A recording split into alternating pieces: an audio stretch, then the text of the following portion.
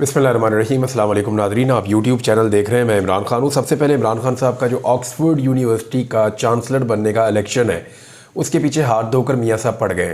Peoples party ने कोई इतना इसके ऊपर तरद्दुद नहीं किया, इतना शोर नहीं मचाया, लेकिन PMLN को मुसीबत पड़ गई है क्योंकि PMLN में वैसे भी पढ़े लिखे लोग इमरान खान साहब कहते हैं वो कम है और वैसे भी इनको शौक़ भी नहीं है पढ़ने का। यानी एक वर्ड इन्होंने पकड़ लिया, डिस्ग्रेस, एक अखबार में डेली मेल्स में लिखा हुआ था, तो उसके ऊपर रोला डाल दिया, बेइज्जत किया गया और अच्छे खासे लोग कह रहे थे भाई वो उसका मतलब ये है कि जिस आदमी की इज्जत होती है उसको अगर रुस्वा किया जाए तो उसको डिस्ग्रेस कहते हैं।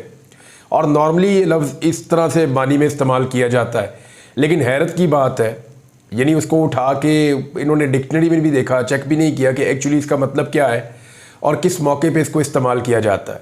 वैसे इज़्ज़तदार आदमी है उसी को डिस्ग्रेस किया जा सकता है, जिस आदमी की इज़्ज़त ना हो उसको ना डिस्ग्रेस किया जा सकता है, ना उसकी ज़रूरत होती है। अब आ जाए कि इमरान खान को ऑक्सफोर्ड यूनिवर्सिटी के चांसलर के इलेक्शन से रोकने के लिए पूरा जोर लगा रहे हैं, उनको मेल्स कर रहे हैं, उनके जो है दफ्तर के अंदर पहुंच गए बंदे।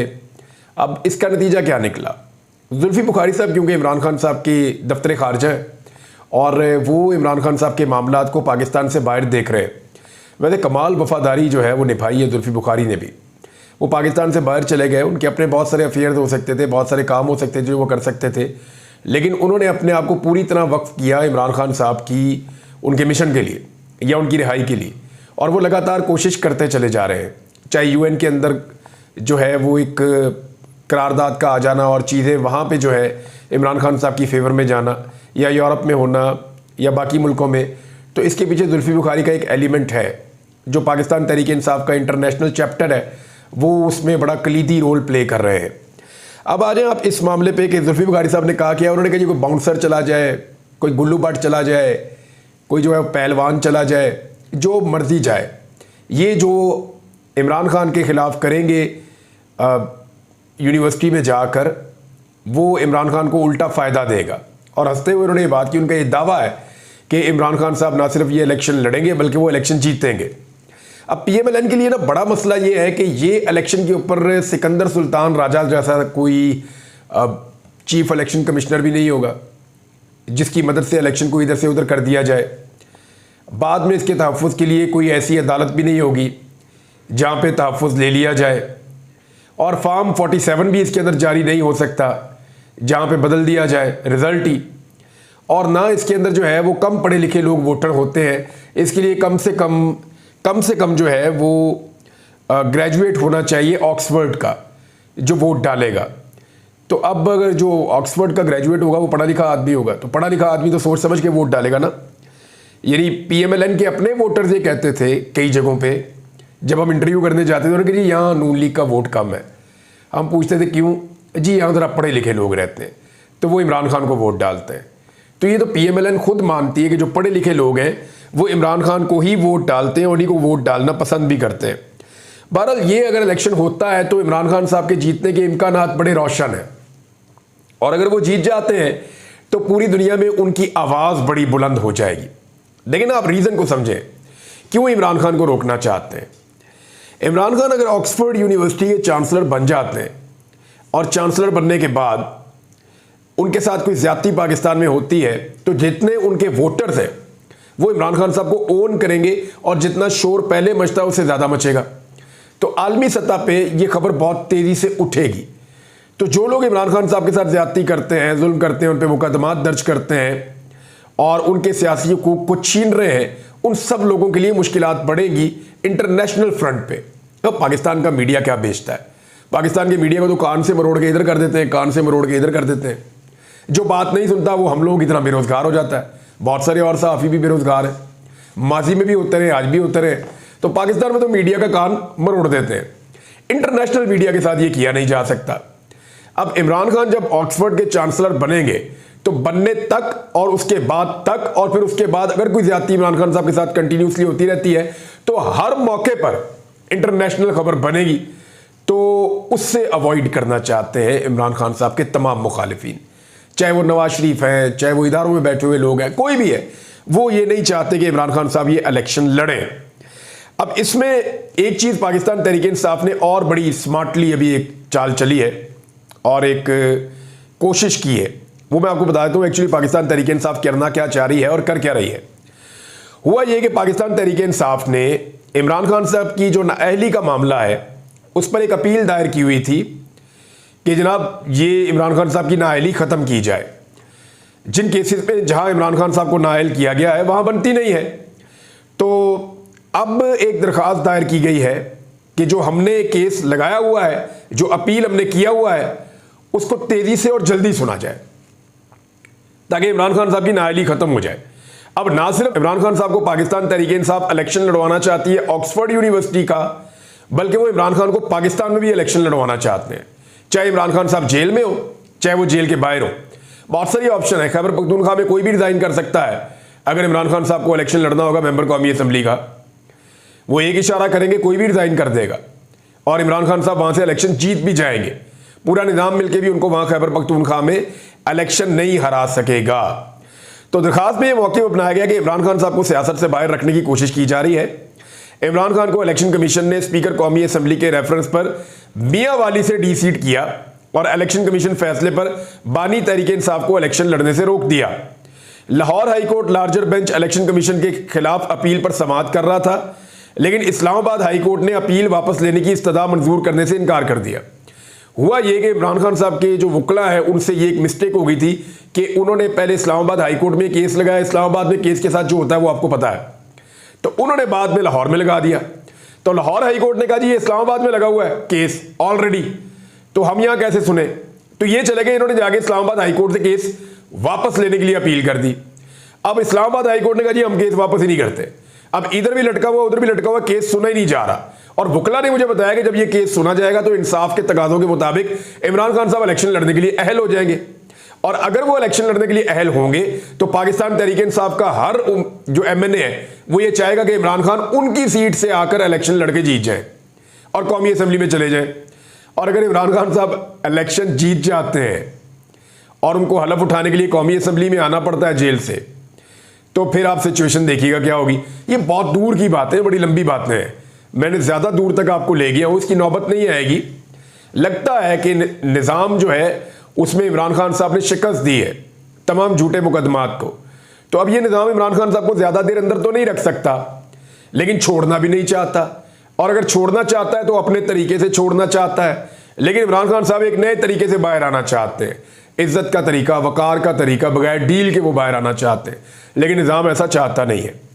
तो अब जो मामला है वो ये कहा गया कि दरखास्त की गई है कि इस्लामाबाद हाई कोर्ट के फैसले के खिलाफ अपील है वो लगा दी गई जाके सुप्रीम कोर्ट में कि जनाब इस्लामाबाद हाई कोर्ट को गए वो वापस करें, ताकि जो लाहौर हाई कोर्ट है वो उसको सेटल करे, उस मामले को सुने और मामले को सुन के जो है वो उसके मुताबिक फैसला दे दे इमरान खान साहब की अहलियत का।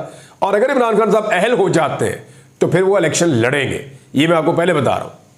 और ये कोई लंबा प्रोसेस नहीं है। अगर सुप्रीम कोर्ट ऑफ पाकिस्तान में ये केस लग जाता है और सुप्रीम कोर्ट ये हुक्म जारी करती है ठीक है इस्लामाबाद हाई कोर्ट केस वापस कर दे, अगर एक फरीक कह रहा है जी मैं यहाँ केस करना ही नहीं चाहता, तो अगर वो केस वापस हो जाता है तो दूसरी अदालत में लग जाएगा और वहां से इमरान खान साहब इलेक्शन लड़ने के लिए अहल हो सकते हैं। ये पाकिस्तान तहरीक इंसाफ को इस बात की कभी उम्मीद है।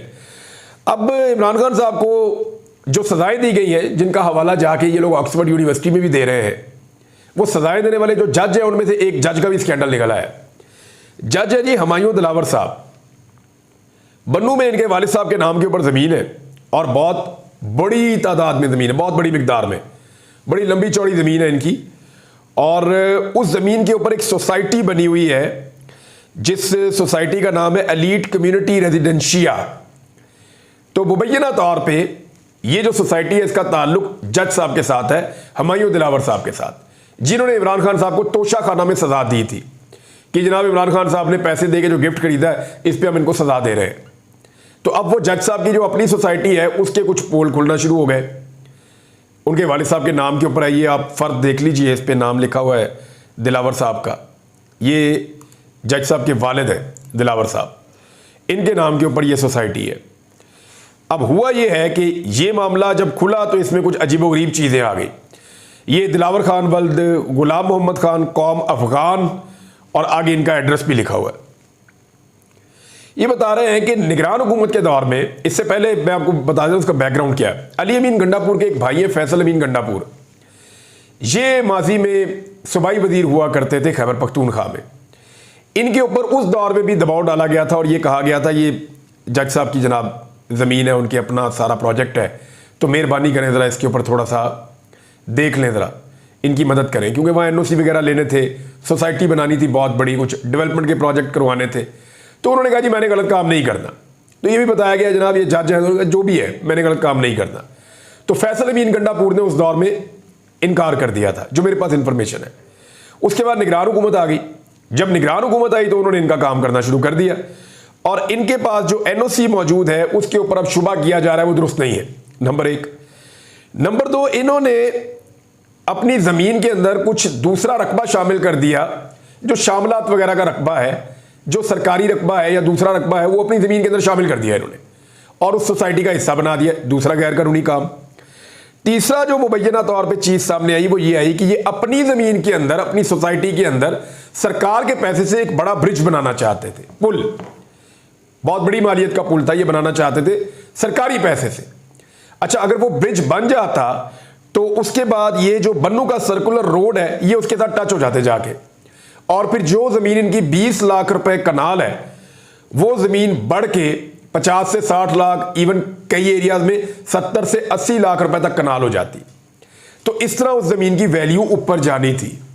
तो ये है वो स्कैंडल, और यही वो स्कैंडल है जो जाके जुड़ता है खैबर पख्तूनख्वा के एक सूबाई वजीर शकील साहब, जिनकी वजारत से उनको फारिग किया गया है, उनके साथ भी, क्योंकि उनके सेक्रेटरी ने और उन्होंने मुबैना तौर पे ये ब्रिज बनाने की कोशिश की थी और इसके अंदर बाकायदा जो है टेंडर भी हो गया था।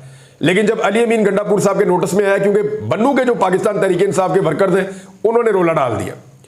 उन्होंने कहा जी ये तो उन जज साहब की सोसाइटी है, लोगों ने कहा जज साहब की, उनके वालिद साहब की, उन लोगों की सोसाइटी है, उनकी फैमिली की, जिन्होंने इमरान खान साहब को सजा दी है झूठे केस में। तो आपकी गवर्नमेंट इसके ऊपर अपने पैसे लगा के इनके ऊपर ब्रिज क्यों बना रही है और डेवलपमेंट क्यों कर रही है? तो उस पर फिर अली अमीन गंडापुर साहब ने कहा कि उनकी अपनी प्राइवेट लैंड है, वो अपनी जितनी अपनी वो करना चाहते हैं डेवलपमेंट वो खुद करेंगे, हम वहां नहीं करेंगे, और फिर उसको कैंसिल करवाया गया। अब उसके ऊपर जो है सारे मामले पे एक इंक्वायरी शुरू कर दी है एंटी करप्शन ने। तो एंटी करप्शन इस घेरे को कितना तंग करती है ये हम आने वाले दिनों में देख लेंगे, आइडिया हो जाएगा। लेकिन पाकिस्तान तहरीक इंसाफ के जो एमएनए थे उनके गिर्द घेरा लगातार तंग किया जा रहा है। यानी आप अंदाजा करें कि एहसानुल्लाह विर्क साहब हैं NA 79 से, आज से 7 माह पहले वो इलेक्शन जीते थे, उनका नोटिफिकेशन जारी कर दिया गया था। उनके मिलने वाले जो वोट थे उसकी तादाद थी 1,04,023, और जो उनका मुखालिफ उम्मीदवार था नून लीग का जुल्फिकार भिंडर, उनके वोट थे 95,604, लगभग 9,000 की लीड से जीते हुए थे पाकिस्तान तहरीक इंसाफ के उम्मीदवार, 9,000 की लीड से। और उस वक्त गिनती हो चुकी थी, हर चीज़ की तसल्ली हो चुकी थी, काउंटर हो चुका था सारा कुछ। लेकिन उसके बाद हुआ ये कि इलेक्शन कमीशन ने अब जाके 7 महीने के बाद अब रीकाउंटिंग की है, और रीकाउंटिंग करके उनके मजीद 12-13 हज़ार वोट और कम कर दिए। यानी जो मुस्तरद शुदा वोट है उनकी तादाद बढ़ा के को 20,000 से ऊपर ले गए। अंदाजा कीजिए नीचे सूबाई असेंबली के हलकों में वोट मुस्तरद नहीं हो रहे, यानी पहले गिनती के अंदर ये वोट शामिल थे, अब कैसे मुस्तरद हो गए? लेकिन जितना रिकॉर्ड है वो पड़ा हुआ इलेक्शन कमीशन के दफ्तर में, और इलेक्शन कमीशन के बारे में पाकिस्तान तहरीक इंसाफ कहती है वो जानिबदार है।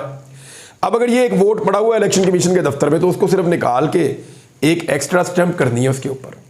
एक स्टैंप पहले लगी हुई है पाकिस्तान तहरीक इंसाफ की हमायत याफ्ता उम्मीदवार के निशान पे, तो एक और स्टैंप लगानी है किसी और जगह पे, उससे वो वोट मुतनाज़ हो जाएगा। तो 10,000 वोट 12,000 वोट और ख़राब कर दो, किसी और उम्मीदवार के 25,000 कर दो, किसी के 20,000 कर दो, और दोबारा गिनतियाँ करके सारी सीटें जो है वो PMLN को दे दें। तो इस तरीके से अगर हासिल करनी है 2/3 अक्सरियत और आइन में तरमीम करनी है तो ये तो फिर डंडा चल रहा है, ये तो फिर नाइंसाफ़ी है, लाकानूनियत है, अंधेर नगरी है, और कुछ नहीं है। ये तो एक नई लो किस्म की मिसालें कायम की जा रही हैं जो पाकिस्तान में क्या दुनिया में कहीं नहीं हुई होंगी, कि 7-7 महीने बाद हल्का खोलते हैं और पता चलता है जी 10-12 हज़ार वोट मजीद मुस्तरद हो गए। यानी पीछे से लग रहा है कि वोट मुस्तरद किए जा रहे हैं और दोबारा गिनतियाँ किए जा रहे हैं। इस तरह 3 सीटें पहले कादी फायद ईसा साहब ने दी थी, बिल्कुल इसी नौइयत के केस थे, और गुजरावाला का एक और केस है, वो मेरे पास बाकायदा ऑडियो मैसेज आया हुआ है एमएनए साहब का, वो बता रहे हैं उनके साथ कितनी बड़ी ज्यादती हुई है। और इसी तरह का ये सेम केस ही है, तो ये चौथी सीट भी चली गई। इस तरह अगर 10 एक सीटें और ले जाए तो बल्ले बल्ले हो जाएगी, मौलाना फजलुर रहमान की जरूरत भी नहीं रहेगी, बल्कि पीएमएलएन की 2/3 अक्सरियत जो है वो मखसूस नशस्तों के बगैर ही पूरी कर दी जाएगी। हौली हौली काम डाली जा रहे हैं वो खामोशी से, और पाकिस्तान तहरीक इंसाफ का एक के बाद एक एमएनए कम होता है और पाकिस्तान तहरीक इंसाफ कुछ भी नहीं करती। यदि आप इंटरेस्टिंग बात देखें कि आप पीएमएलएन जो है ना, जब वो अपोजिशन में थी वो एक एक सीट के लिए लड़ती थी। जरदारी साहब अपनी एक एक सीट के लिए पूरी जंग करते थे, लेकिन पाकिस्तान तहरीक इंसाफ की पार्लिमानी अकल चेक करें, सियासी अकल, कि इनके जो लोग बाकी बच्चे हैं, इमरान खान साहब तो जेल में है, शाह महमूद कुरैशी भी जेल में है, और जो सियासी जहन है काफ़ी सारे लोग जेल में, बाकी लोग भागे हुए, लेकिन जो लोग मौजूद हैं वो इस पर बात ही नहीं करते, बल्कि गैर मुल्की दौरों पे जा रहे हैं, इस पे बात ही नहीं करते, इसके बारे में आवाज़ ही नहीं उठाते। उनका एक एक करके एमएनए कम किया जा रहा है, मेंबर कौमी असम्बली। पाकिस्तान में टोटल कितने हैं? पाकिस्तान में टोटल थोड़े से हैं, उनमें से एक एक करके वो आपसे छीनते जा रहे हैं और अपनी 2/3 अक्सरियत पूरी कर रहे हैं। लेकिन एक अजीब बेबसी है पाकिस्तान तहरीक इंसाफ में। तो ये एक खबर थी, ये भी मैंने आपके साथ शेयर कर दी। एक और खबर है, हड़ताल का नुकसान कितना हुआ। तो अब तक की इत्तला के मुताबिक जो एक दिन की हड़ताल है उसका नुकसान 50 अरब का हुआ है, और ताजर कह रहे हैं कि अगले मरहले में हम 3 दिन की लगातार हड़ताल भी कर सकते हैं, और फिर हम पहिया जाम हड़ताल भी पूरे मुल्क के अंदर कर देंगे अगर हुकूमत ने हमारे मुतालबात ना माने तो। एक और चीज़ नाजरीन मैं आपको बताऊं, 2 चीज़ें बल्कि जाते जाते आपको बता देता हूं। एक तो जो नताशा है, जिन्होंने बाप और बेटी को गाड़ी के नीचे दिया था, उनकी सहूलियात के बारे में एक खबर छपी है, और मैं वो खबर पढ़ के हैरान हो गया हूँ। आपको सिर्फ मैं बता देता हूँ कि ये जो खातून है, इनको एक वार्ड के अंदर रखा गया जहाँ पे बेड शेड लगे हुए, एसी वेसी लगा हुआ है, और इनको इजाज़त दी गई है पूरी जेल में जहाँ चाहे फिर सकती है, मुकम्मल आज़ादी है। बस जेल से इन्होंने बाहर नहीं जाना विसिनिटी से, और इनके घर वाले आए वो इनको मिले, वो भी आज़ादी है, घर से खाना है वो भी आज़ादी है, मुकम्मल आज़ादी इनको है। सहूलतें इनके पास क्या मौजूद है ज़रा ये चेक करें। साबिक वज़ीर आज़म को ये सहूलतें मौजूद नहीं है, लेकिन इनको कौन सी सहूलतें मौजूद हैं, वो ये है, इनके पास बेड है, एसी है, फ्रिज है, ओवन है, घर का खाना है, अचार है, चॉकलेट्स हैं, और वाईफाई की सहूलत भी मौजूद है। अब दीगर क्या सहूलतें होगी, कुछ सहूलतें नहीं भी बताने वाली होती। बहरहाल ये वीलॉग में अब तक के लिए इतना ही, लेकिन एक बुरी खबर मैं आपको जाते जाते दूं। मेरी अभी थोड़ी देर पहले बात हुई रात के आखिरी पहर में तारिक मतीन साहब से। आप सब जानते हैं सीनियर जर्नलिस्ट हैं और बड़ा शानदार काम करते हैं तारिक भाई, हमने उनसे बहुत सीखा है।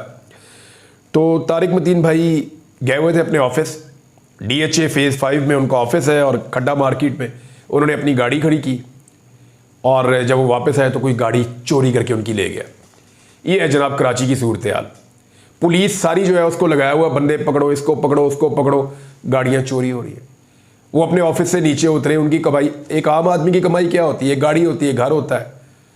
तो हम लोग कोई बहुत लैंडलॉर्ड तो नहीं है ना। वो नीचे उतरे, उनकी कीमती गाड़ी थी, और पता चला जी वहाँ से कोई गाड़ी चोरी करके ले गया, और अब जो है वो FIR दर्ज करवा के वो अपने घर पहुँचे अभी थोड़ी देर पहले। तो ये इंतहाई अफसोसनाक सूरत हाल है। पुलिस को चाहिए फौरी तौर पे एक्टिव हो, कार्रवाई करे, CCTV फुटेज से ढूंढे और गाड़ी वापस ढूंढ के उनके हवाले करे। उनके साथ पहले भी हादसा हो चुके हैं, उनके भाई का भी एक वाक़े में कत्ल हो चुका है, इंतहाई अफसोसनाक वाक़या था। हमें आज तक उस चीज़ का दुख है, तकलीफ़ है। तो ये एक के बाद एक ऐसी चीज़ होती है तो और तकलीफ़ होती है। अब तक के लिए इतने, अपना ख्याल रखिएगा, अपने चैनल का भी। अल्लाह हाफ़िज़।